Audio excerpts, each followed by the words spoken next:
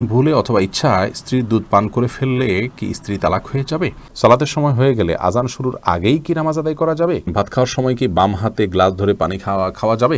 নামাজের মধ্যে এক সূরা যদি দুইবার পড়ি তাহলে কি আমার নামাজ হবে? জুমার নামাজ পড়া সম্ভব না হলে কি আমি জোহরের নামাজ পড়তে পারবো? সব সময় কি মাথায় কাপড় দিতে হবে? নামাজরত অবস্থায় সিজদা যাওয়ার আগ মুহূর্তে সিজদার স্থানে ধুলা বালি ফু দিয়ে পরিষ্কার করা যাবে কি না? ওযু করার সময় আজান উত্তর দেওয়া যায় কি? বিবাহের সময় ছেলেরা কি হাতে মেহেদি আঙ্গুলে স্বর্ণ দিতে পারবে? গর্ভাবস্থায় সহবাস করা সম্পর্কে ইসলামে কোনো বিধিনিষেধ আছে কি না? কোনো ঘরে প্রাণীর ছবি থাকলে নামাজ হয় না, বিকল্প ব্যবস্থা না থাকলে কি করব? বাচ্চা হওয়ার আগেই তার নাম ঠিক করে রাখা যাবে কিনা? আমি মানত করেছিলাম সুস্থ হলে 500 টাকা দান করব, কিন্তু মনে নেই এতিমকে না মাদ্রাসা, এখন কি করব? কাফনের কাপড় নাকি দরদাম করে কেনা যায় না, কতটা শরীয়তসম্মত? আমি একজন গৃহিণী, প্রতিদিন সংসারের অনেক কাজ করা হয়, এই কাজ করে কিভাবে সওয়াব অর্জন করতে পারবো? মানে সংসারের কাজকে কিভাবে ইবাদতে রূপান্তরিত করতে পারি? বিলম্ব না করে চলুন আমরা আপনাদের প্রশ্ন উত্তর দেওয়ার পালায়। শরীফুল ইসলাম, আপনি আমাদের ইউটিউব চ্যানেলে প্রশ্ন করেছেন, কাফনের কাপড় নাকি দরদাম করে কেনা যায় না, কতটা শরীয়তসম্মত? এই মাসালা হয়তো কোনো কাফনের কাপড়ের ব্যবসায়ী তার সুবিধার জন্য আবিষ্কার করছে কিনা, আল্লাহ আলাম। কারণ হলো এই ধরনের মাসআলা থাকলে তো কাফনের কাপড়ের বিক্রেতা যারা তারা লাল হয়ে যাবে, যে কোনো দাম চাইবে, আপনি দরদাম করতে পারবেন না। মূলত এরকম কোনো কথা কোনো দেশে বলা হয়নি। অন্য 10টি জিনিসের মতো কাফনের কাপড়ও আপনি দরদাম করে কিনতে পারবেন, কোনো অসুবিধা নেই। এস এম রেজওয়ানুল খান, আপনি লিখেছেন, উভয় পক্ষের বাবা মা বেঁচে না থাকলে বিবাহের নিয়ম তরিকা কি হবে? অভিভাবক হিসাবে বড় ভাই আছেন, বড় ভাই না থাকলে চাচা আছেন, পরবর্তী যে স্টেপের অভিভাবক আছেন সে সমস্ত অভিভাবকদের মাধ্যমে বিবাহের অ্যারেঞ্জ করবেন। এরপরে সুমাইয়া আক্তার সুমা, আপনি লিখেছেন, কোনো ঘরে প্রাণীর ছবি থাকলে নামাজ হয় না, বিকল্প ব্যবস্থা না থাকলে কি করব? যদি বিকল্প ব্যবস্থা না থাকে তাহলে সেক্ষেত্রে ওই প্রাণীর ছবিকে ডেকে নামাজ পড়বেন। আর নামাজ হয় না বিষয়টা সেরকম না, ওই জায়গায় নামাজ পড়লে মাকরুহ হবে। বিশেষ করে যদি আপনার সলাতে সিজদার জায়গায় থাকে, সামনে থাকে, তাহলে সেক্ষেত্রে সেটা তো দৃশ্যত তাকে সিজদা করছেন এরকম আপনার মনেও আসতে পারে, বা দেখলে সেরকম দেখা যেতে পারে। এই জন্য একটু সরিয়ে নেবেন বা উপর করে রাখবেন। এভাবে বিভিন্নভাবে আপনি চেষ্টা করবেন। তাতেও যদি কোনো এরকমও যদি কোনো উপায় না থাকে তাহলে আপনি ওখানে সালাত আদায় করে নামাজ হবে না, বিষয়টা সেরকম না, মাকরুহ হবে, অপছন্দনীয় হবে। এরপর এমডি মাহমুদ হাসান, আপনি লিখেছেন, নামাজরত অবস্থায় সিজদা যাওয়ার আগ মুহূর্তে সিজদার স্থানে ধুলা বালি ফু দিয়ে পরিষ্কার করা যাবে কি না? একান্ত প্রয়োজন না হলে এটি করবেন না, এবং এটি করতে গিয়ে অনেক সময় আমলে কাসির হয়ে যায়, অর্থাৎ আপনি এত বেশি ফু দিচ্ছেন। অনেককে দেখা যায় যে সিজদা যেতে গিয়ে এত বেশি ফুটা দিচ্ছেন আশেপাশে, তিনি আমলে কাসির করে ফেলছেন, অর্থাৎ তাকে একজন দর্শক দেখে নামাজে আসেন নাকি এমনিতে তিনি জায়গা পরিষ্কার করছেন, এটা নিয়ে সন্দেহের মধ্যে পড়ে যায়। এত বেশি যদি তার নামাজের অবস্থা থেকে, হাইয়াত থেকে তিনি সরে যান, তাহলে সেক্ষেত্রে তার নামাজ কিন্তু বিশুদ্ধ হবে না এবং নামাজ নষ্ট হয়ে যাবে। আর যদি এত বেশি তিনি নড়াচড়া না করেন, বরং খুব আলতোভাবে ফু দিয়ে জায়গা পরিবর্তন করেন, পরিষ্কার করেন, তাহলে সেটা জায়েজ হবে।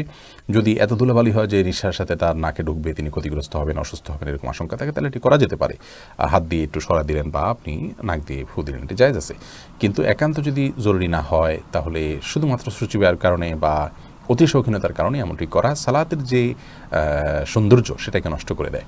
আয়েশা সিদ্দিকা রিনি আইডি থেকে লিখেছেন, আমি মানত করেছিলাম সুস্থ হলে 500 টাকা দান করব, কিন্তু মনে নেই এতিমকে না মাদ্রাসা, এখন কি করব? আপনি যে কোনো দানের খাতে আপনি দান করলে আদায় হয়ে যাবে ইনশাআল্লাহ বিদিনিল্লাহ। সিরাজুল ইসলাম আইডি থেকে আপনি লিখেছেন, বাচ্চা হওয়ার আগেই তার নাম ঠিক করে রাখা যাবে কিনা? যাবে, কোনো অসুবিধা নেই। বাচ্চা হওয়ার আগে থেকে ছেলে হোক মেয়ে হোক, ছেলে হওয়ার সমাবেশী হিসেবে ছেলের নাম, অথবা ছেলে মেয়ে দুইটা রেখে দিলেন, আগে থেকে ঠিক করে রাখলেন, কোনো অসুবিধা নেই। হাইবা খাতুন, আপনি ইউটিউব থেকে লিখেছেন, আমি একজন গৃহিণী, প্রতিদিন সংসারের অনেক কাজ করা হয়, এই কাজ করে কিভাবে সওয়াব অর্জন করতে পারবো? মানে সংসারের কাজকে কিভাবে ইবাদতে রূপান্তরিত করতে পারি? দেখুন, একজন গৃহিণী তার সাংসারিক কাজকে ইবাদতে রূপান্তর করবার জন্য তার প্রথম কাজ হলো প্রত্যেকের হক যথাযথভাবে আদায় করা, সন্তানকে সঠিকভাবে লালন পালন করা, আল্লাহর সঙ্গে পরিচিত করানো, আল্লাহর নির্দেশে পরিচালনা করা, তাদেরকে সালাতে শিক্ষা দেওয়া, ইসলামী ভাবধারা শিক্ষা দেওয়া, স্বামীকে তার হকগুলো আদায় করা। নবী সাল্লাল্লাহু আলাইহি ওয়াসাল্লাম বলেছেন, ওই মহিলা সবচেয়ে ভালো, শ্রেষ্ঠ, উত্তম, যাকে দেখে তার স্বামী সন্তুষ্ট থাকেন, দেখলে তার ভালো লাগে। এভাবে তিনি চলাফেরা করেন। অনেক হাদিসে আসছে, নবী সাল্লাল্লাহু আলাইহি ওয়াসাল্লাম বলেছেন, ইযা সাল্লাতিল মারআতু খামসাহা ওয়া সামাত শাহরাহা ওয়া আতাআত বা'লাহা ওয়া হাফিজাত ফারজাহা, যে মহিলা 5 ওয়াক্ত সালাত আদায় করেন এবং সিয়াম পালন করেন, তার স্বামীর আনুগত্য করেন, লজ্জাস্থান হেফাজত করেন, সে জান্নাতের যে কোনো দরজা দিয়ে প্রবেশ করতে পারবে।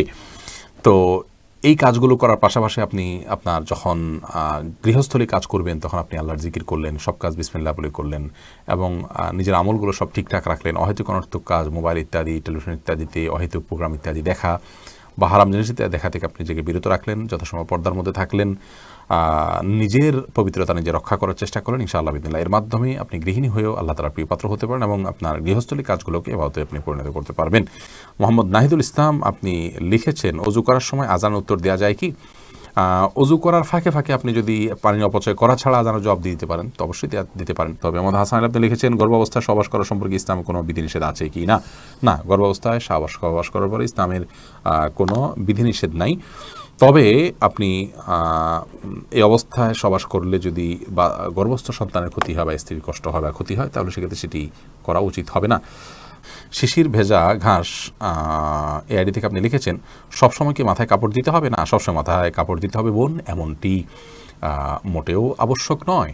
আপনি পরপুরুষের সামনে গেলে বা সে আপনাকে দেখে ফেলতে পারে এরকম হলে সেক্ষেত্রে মাথায় কাপড় নয়, শুধুমাত্র আপনি আপনার সৌন্দর্য ঢাকবেন, মাথার কাপড়কে আরও টেনে দিয়ে আপনার সৌন্দর্য এবং রূপ লাবণ্য এগুলোকে ঢেকে তার সামনে যাবেন।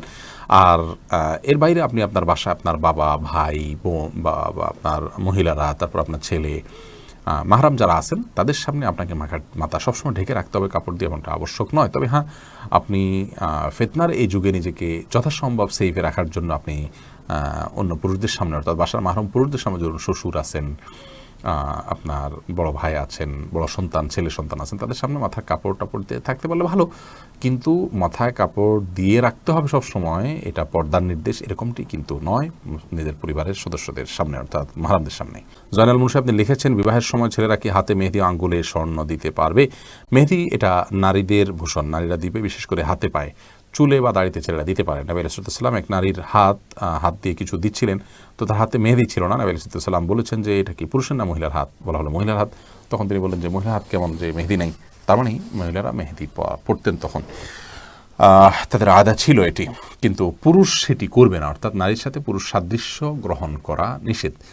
আর তাছাড়া সাজগোজ এটি মূলত নারীদের জন্য, সাজগোজ বলতে এই জাতীয় অতিরিক্ত যে সাজগোজ আছে সেটি, আর পুরুষও পরিপাটি হয়ে থাকবেন সেটি তো অবশ্যই ভালো।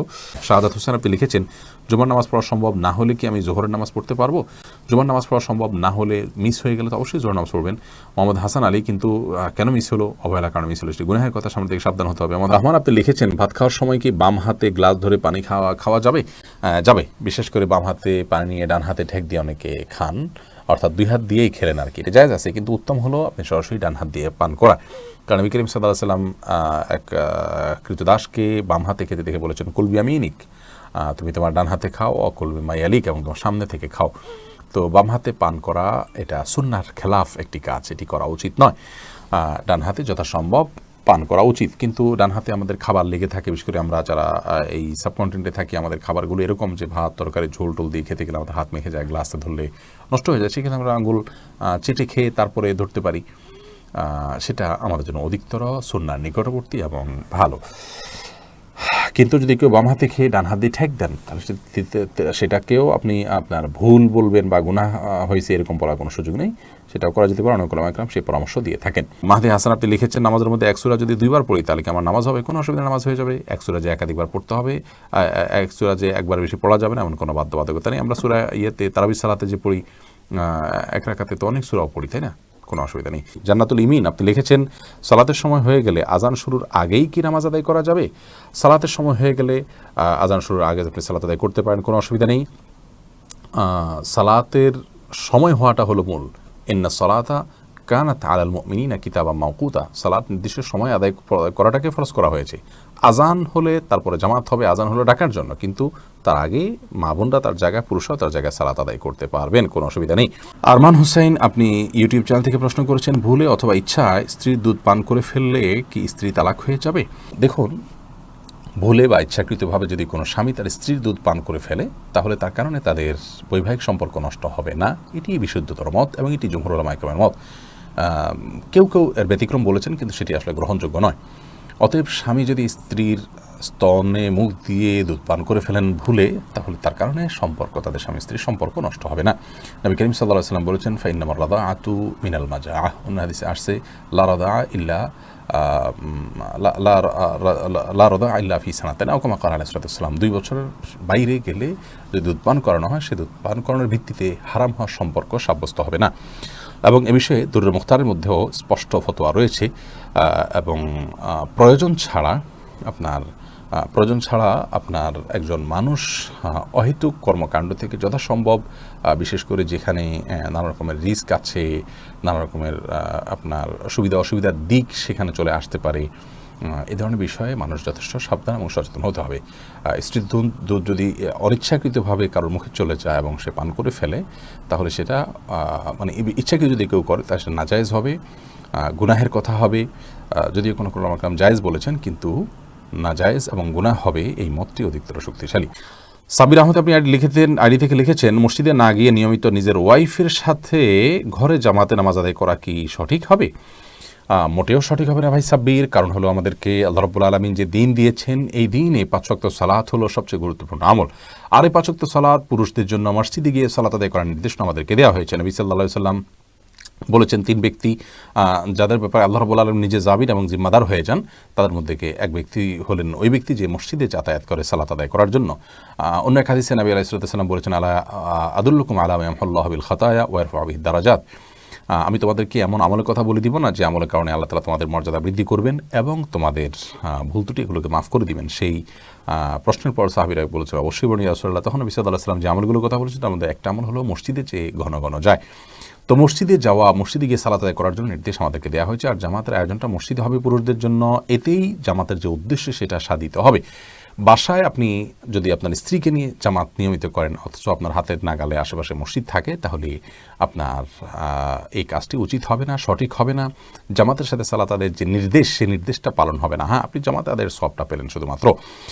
অবশ্য এ বিষয়ে রদ্দুল মুখতারের যে ফতোয়া রয়েছে, সেই ফতোয়া যদি আমরা সামনে রাখি, তাহলে সেক্ষেত্রে দেখতে পাই যে যদি আপনার পরিবার পরিজনের সদস্য যারা আছেন তাদেরকে নিয়ে আপনি জামাতের আয়োজন করেন, ধরুন মসজিদ দূরে, আপনি আপনার বাসা বাড়িতে বা আপনার বিল্ডিংয়ে যারা আছে তাদেরকে নিয়ে আপনি সালাতের আয়োজন করলেন, জামাতের আয়োজন করলেন সবাইকে নিয়ে, তাহলে